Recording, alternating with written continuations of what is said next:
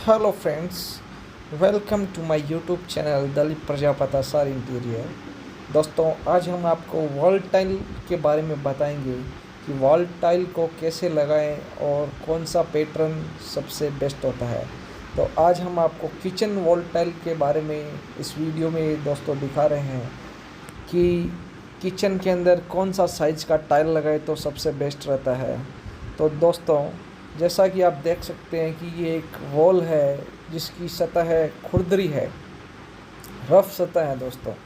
तो अपन को घर बनाने के टाइम पे यह बात सबसे ध्यान में रखने वाली है कि जहाँ जहाँ अपन को टाइल लगाना है वो वॉल रफ प्लास्टर की होनी चाहिए, क्योंकि टाइल लगाने के टाइम पे अपन को वॉल का रफ होना बहुत ही ज़रूरी है। अगर वॉल स्मूथ होती है या चिकनी होती है तो उस पर टाइल नहीं लग पाती, उसके लिए उसको रफ़ करना पड़ता है। तो दोस्तों, जैसा कि आप देख सकते हैं, एक के बाद एक टाइल वीडियो के अंदर मिस्त्री लगा रहा है तो इजीली लग भी रही है, क्योंकि जो वॉल है ऑलरेडी रफ़ है, जिसके कारण इजीली अपन टाइल लगा सकते हैं। इसके बाद अपन देख सकते हैं कि टाइल में पैटर्न होता है, वो पैटर्न को अपन को फॉलो करना पड़ता है। दोस्तों, सभी टाइलों में एक एरो का निशान होता है। आप जब भी टाइल खरीदने जाए तो आप देखोगे कि जितनी भी टाइल होती है उन सब में एक एरो का निशान होता है। उस एरो को फॉलो करते हुए अपन को जब मिस्त्री टाइल लगाए तो अपन को चेक कर लेना चाहिए कि वो एरो वाइज लगा रहा है कि नहीं लगा रहा, क्योंकि अगर विदाउट एरो के टाइल लगाएंगे तो टाइल ऊपर और नीचे हो सकती है। टाइल में बेंड तो देखो सभी में आता ही है, लेकिन अगर अपन एरो को फॉलो करेंगे तो उसमें बेंड थोड़ा कम आएगा और जो डिज़ाइन, जो पैटर्न टाइल में रहेगा वो पैटर्न अपन को टाइल में दिखेगा। तो दोस्तों, आप देख सकते हैं कि एक के बाद एक टाइल इजीली लग भी रही है और सीमेंट का जो अनुपात होता है वो बराबर होना चाहिए।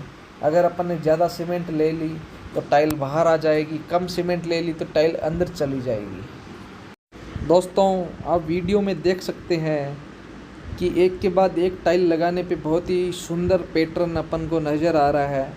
दोस्तों, जो आपको वॉल दिख रही है ये किचन की वॉल है। इसके अंदर अपन ने 12 इंच बाई 18 इंच की टाइल लगाई है और मोस्टली किचन में 12 इंच बाई 18 इंच की ही टाइल लगाते हैं, क्योंकि इसके अंदर जो पैटर्न रहता है वो एक बहुत ही कम स्पेस के अंदर एक डिज़ाइन रिपीट होती है, तो अपन को देखने में बहुत ही सुंदर लगती है।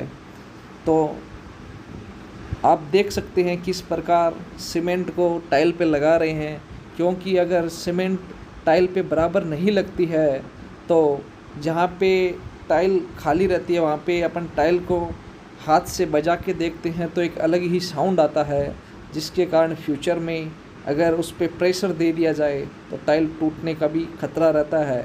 वैसे तो टाइल नहीं टूटती है, लेकिन अगर उस पर प्रेशर कुछ ज़्यादा लगा दिया जाए तो टाइल टूटने का खतरा रहता है। दोस्तों, आप देख सकते हैं कि उसको टाइल को प्रेस किया जा रहा है, जिसके कारण जो वॉल पे टाइल लगाते हैं अच्छे से प्रेस हो जाए तो वो टाइल हिलती भी नहीं है। तो टाइल को बहुत ही अच्छी तरीके से प्रेस करना भी ज़रूरी है। थैंक यू दोस्तों।